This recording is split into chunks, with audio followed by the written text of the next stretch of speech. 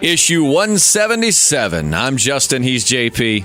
We hope you're doing good. How you doing today, JP? Doing well. It was a good issue, huh? It was a really good issue. I'm really enjoying the Commonwealth storyline. A lot of twists and turns. Like, where are we going? Not all as it seems at the Commonwealth. Yeah, but I don't think they're cannibalizing people either, so it's not that bad. No, right. We haven't quite gotten to the, I want to say Terminus, but Terminus wasn't in the comics. Right. We haven't gotten to the Hunters, isn't that what they call them, I think? The Hunters. It's been way back. Yeah, Fear the Hunters. Yep. Arc, yeah. So, but yeah, no, they're not cannibals, but nonetheless, there's some unrest. So let's start at the beginning. We hear Rick is having this poem read to him by this guy, Mikey, and expressing the loss, I think, of his mother, I believe. I think it was his mom.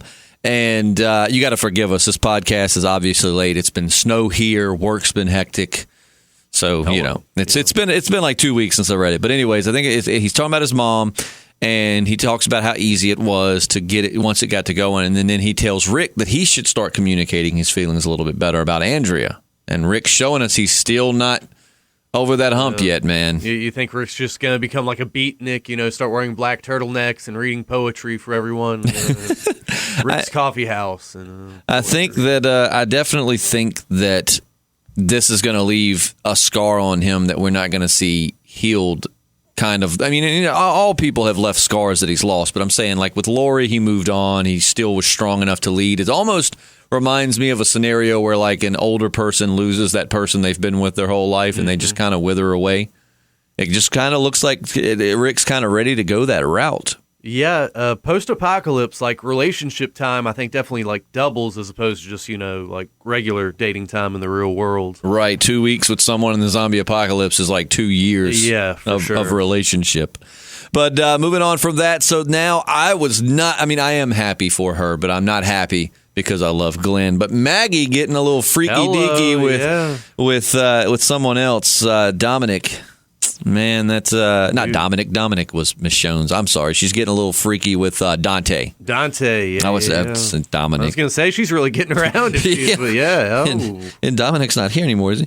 But yeah, how did you feel about that, JP? Man, I'm glad she's. I think it's going to relieve some tension in her life, that's for sure. Although getting walked in on, it seems to have added a little tension. But yeah. I'm wondering if that was supposed to be the first time. I mean, the way they played it, I'm thinking it was, but I don't know if it was the very first time. It definitely looks like they're sneaking around for some hanky-panky. She's like, what a thrill. I just faced Negan, because remember, she's just coming off of her face-to-face with Negan, where she had a chance to kill him and yada, yada, yada. So she's like, man, I'm, just reveling in the adrenaline right now. Yeah, all that adrenaline, all the closure, I'm sure she's ready, turn the page and come give it to me, Dante. Yeah. But yeah, part of me was still sad, though. I mean, she does need to move on. And like I said, time, I think, seems to move faster in the apocalypse in the sense of, being without someone for a year probably feels like a lifetime. So you're like me in the sense that you wanted to see her in that stable or whatever with Negan. Like, No, by Negan, no? If you're just joining this and you've never, listened to any of our other podcasts, go back. JP just swears that Maggie and Negan should end up together, which we know will never happen. They're both strong individuals. I wouldn't count it out just yet. That's all. It's not on my list. But, good for Maggie for moving on. It sucks she got walked in on. Yeah, no one ever likes And that. Poor Dante. I mean, he's about to hook up with, the lead woman at the hilltop. It's Maggie. She's good looking. She's smart. She's, badass. And I would have grabbed a pitchfork and impaled that guy that walked in on us just right then and there. Yep. I don't know that would have improved the mood any, but darn you, Eduardo. Still, yeah. Darn you. I'd have been very upset. Well, when we head to the Commonwealth, we finally get to see some conversation between Michonnes and her daughter Elodie, and we find out that her other daughter Colette is unfortunately dead. Yeah, she didn't make it. Which I was wondering how they were going to play that. It sucks, and It's crazy when Elodie was talking about, what they went through as far as they were with these guys that protected them but expected them to have sex with them. Yeah, being forced into sex slavery is, never a fun topic. and they refused, and unfortunately her sister and Michonnes' daughter died. But I bet Michonne was probably part of her was thinking, that's my girl, when she says that she's done some terrible things, and I thought she was talking about like sexual things. Yeah, no, to stay alive, something no mother wants to hear. Murdered her abusers. Yeah. And then she says that, and I bet Michonne was thinking, I've murdered my abusers as well. Yeah. In very horrific ways. Yeah, I was going to say, I wonder if she nailed anybody's ding-dong to the floor and, put a spoon in their eye. Or, and then up their butt. Yeah, they really should have compared notes on that. Yeah, that was, but so it was kind of, and some people I'm still reading are thinking it's kind of a cop-out that Michonne found her daughter. I mean, I can see that, but I mean... I remember you asked me that when that issue came out, that I think it was kind of a cop-out that she, in all the apocalypse somehow finds her daughter. Yeah. I mean, it's not that unheard of that something like that could happen. I mean... Right. Well, I mean, and it's a drama comic. I mean, without things like this happening, but... I mean, you hear of stuff like that happening in real life every so often. I mean, and they've traveled way far away from where they started, too. I mean, from Georgia up to Virginia, and if she was going to be alive, that's the place she'd be alive, a place 50,000 strong. Yeah. Obviously, it seems like the place to go. So, makes sense, but nonetheless, I'm happy for Michonne that she has her daughter back. I actually thought it was a cool little twist. I mean, I get what some people are saying with the whole cop-out thing, but I was actually excited about it. I'm like, yes, they never fail. This comic never fails to, end with me just anxiously awaiting the next one. If not Michonnes' daughter, would you have thought it was more or less of a cop-out had it have been a survivor from the prison, like one of the governor's, people?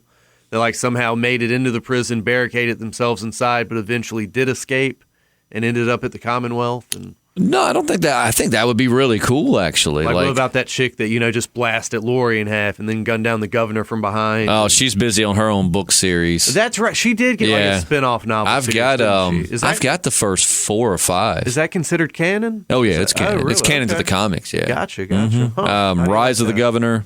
And then you've got Rise of the Governor, then you've got, which she wasn't in that one, but then you've got Road to Woodbury, which is where she makes her appearance. Okay. And then you've got The Fall of the Governor Part 1 and Part 2, which is where it follows the comics, and she ends up, which some of the lines are different, actually. I remember reading the novel going, he didn't quite say that. But it is cool to read it in a novel form, because there are some scenes that are still there, like when they find Michonne and Tyrese in the woods. Mm-hmm. But no, they're okay. The first 4 or 5 books in that series were really good. I really enjoyed them. But then as time went on, it's like, dude, just let her go. They're just dragging it out. But some of them are good. Some of them I'm not as big a fan of. Like the whole descent where they're staying underground and stuff. I didn't really find. A religious cult comes through. Right. Yada yada yada. Huh. But as far as while it was still dealing with the governor, I actually enjoyed it. But yeah, so I would have thought that would be cool. Yeah. Who would you be thinking, though? What were you thinking about? Lily? I think that's Lily, I believe. Yeah. I don't know. I was just thinking of random characters from the past that could have popped back up. And who's to say who else may or may not be there? Yeah, you don't know. But no, I mean, I think it makes sense, though. I think it would be... I think I said this last podcast. I think it would be more of a cop-out if they just found each other walking down the road, or she found her surviving in some little house in the middle of the woods. And it's like, what are the freaking odds? Right. But I mean, they're the world around them is growing as far as civilization once again. So it makes sense that if they were somewhat in the same area, that they might end up at a place that's housing 50,000 people. And But moving on, we go to paint a picture. A nice hillside. Ooh. A young man and a young lady. Happy little trees. Yeah, they're about to get a little freaky when all of a sudden a zombie comes out of nowhere. Oh, man, yeah. And catches an axe to the face. That's even worse than your mom walking in on you. What do you think? What are your thoughts on Mercer? Now, this is the guy I think we heard him referenced the last issue, but we didn't see him. One of the guys was like, Mercer's going to be mad. He missed out on... So what are you thinking about Mercer? Are you thinking this is going to be I know they want to rebel against and dethrone their governor, but what do you think? You think he's going to be a bad guy, or he's a badass? Yeah, I think he's got a good head on his shoulders. I think he's tired of being a babysitter, I think I want to see, and I want Jesus to win, but I want to see him and Jesus in a cage match because Jesus is, badass. Yeah. But so you thinking that he might, because they kind of left us thinking oh shit, they might kill Saddiq. because he kind of walked in on their conversation, but they might actually like try to recruit him or something. You know? I've had some awkward moments in a locker room, but definitely I've never walked in on a mutiny in progress, so I can imagine that would be awkward. Don't know that I'm ready to learn about your awkward locker room experiences. Yeah, well, another podcast. But this little brat Sebastian, man, did you not want to just like Glenn his skull in with a baseball bat? Yeah, his governor mom, if anything, she needs to be sending him out to like learn how to survive, not just to get some. It's kind of like an Alexandria type thing as far as, it's like you still need to learn how to survive this because for however long there's going to be zombies in this rough landscape outside of your walls. I mean, I would definitely say that learning to survive is crucial. Yeah. But then again, look at society today. We live in this like blanket of security, and if something were to happen like that, a lot of us would die off because we've been fortunate enough to evolve to the point where we don't need those skills as much. Gotten soft. But that's kind of what they've got going on. And how creepy is it, though, to think that, like, Sebastian had that girl, Kayla, like, on the blanket, and Mercer was just going to be there kind of watching from the bush. It's like, I love my job. Damn, zombie. Yep. Go on with it, Sebastian. I don't know why I gave him such a country accent. The way they kind of, I'm looking at the cover, they kind of designed him, I'm almost thinking like a Mr. T type thing. Sort of. I pity the zombie. Yeah. But that's just creepy, though. Like, Sebastian didn't even tell Kayla that, hey, by the way, I've got this bodyguard. He's going to be in the bushes. He's going to be watching. Yeah. Which I understand why she was upset. And now finally we move back to where Pamela mentions to the other Alexandrians, that Michonnes is with her daughter and blah, blah, blah, blah, blah. It's going to take some time for them to reconnect, come back, and all of that. And then Sebastian storms in and, complains. What I don't get is he complains to Pamela, and then Pamela, like, fusses at Mercer. Yeah. And I'm like, great, your kid's a brat, you know what I mean? She's like, we'll discuss this later. And then, when he meets up with his people, though, and he's sitting there talking, and so they're planning, like, a full stage, like, I don't know if it's a rebellion, but they're planning to dethrone so it Pamela. Seems, just turn it into like a military dictatorship or something. How do you think you could see it going to where it's like they start a war and Rick's group jumps in and helps, but by helping they establish like some kind of higher up position in this community? I don't know, man, but Mercer's going all Julius Caesar up in there, that's for sure. No doubt. It'd be interesting to see how Mercer, I really like with a character with that skill set, man, I do want to see him around for a while, though. I mean, you show me this character that's just stacked with weapons and is a badass at axe throwing and ass kicking. Like, I want to keep him alive for a while. Yeah, I think Michonnes will probably get involved, and a handful of them will end up having to hightail it back to Alexandria with her or something. And now my biggest question is, where's Negan and what's he doing right now? It's true. I miss my Negan. Yeah. But yeah, so that's issue 177. Again, I'm going to say good issue. I very much have enjoyed it. I think that this has been, I like the Whisperer War, but I think that that was the last big event they had, right? Yeah, more or less. And I think that I'm enjoying this a little bit more just because I have so many questions. That I didn't have with the Whisperer War. It was a little bit more straight up. Hey, the Whisperers want to kill him.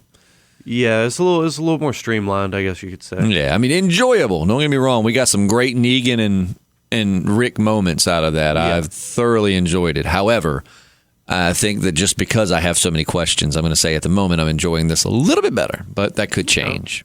So let's see. Do we rate the issue on this? Don't we normally do that? We can. Do it 5-star? I mean, well, 1 to 5 stars, We're going to rate it by the star measurement, or are we going 1 to 10? We can go with stars. All right. Whatever's clever, man. All right. Well, let me hear yours. I'll give it a good 4 out of 5, I think. Nice. That's what I was going to go with, because we do a Walking Dead show podcast for anyone who hadn't, who's just found the channel. We talk about the show episode by episode as well, and on that we've got a new thing we're starting where we're going to write the score down, flip it over, and then just... Yeah, sometimes we kind of influence each other's scores a little bit. Like, well, Matt's was so low, I feel inclined to come up a little bit. Right. So now we'll write them down, we'll flip them over. Yeah. So we might do that next time on this, but I seriously was thinking like 4 out of 5 stars. Yeah. It was great. Nothing crazy that had me like, oh my God. But at the same time, I do have questions. I'm intrigued by the story, and it's progressing. It's nice to have, like, a potential enemy that's a little more cloak and dagger. It's not just like a straight up, this is a horrible, life-threatening thing, Which is the way Negan would have been had he not been so charismatic and awesome. Yeah. You know what I mean? Not just this like, okay, here's a big baddie, he's a bad guy, go. Like, we've kind of like, okay, so who's the real enemy here? Like, so... Yeah, great issue. I enjoyed it, this podcast. I hope it didn't sound like I was rushing through it. It's a little impromptu because, like the last 2 weeks, today's going to be busy too. We've got a lot going on. So thank you so much for listening. Please subscribe, hit the like button. We've got more Walking Dead content on the way. A lot of other stuff we've been saying for like 6 months we were going to do, but I promise you, we plan to do some stuff here soon. Not to mention some new Image titles we're going to get around to talking about. Yes, Oblivion Song and Gideon Falls. Yeah, good stuff. I keep wanting to say Oblivion Falls and Gideon Song. Either way. But maybe they're interconnected. Who knows? Keep in mind, Gideon Oblivion Falls is written by Robert Kirkman. Same guy writing Oblivion.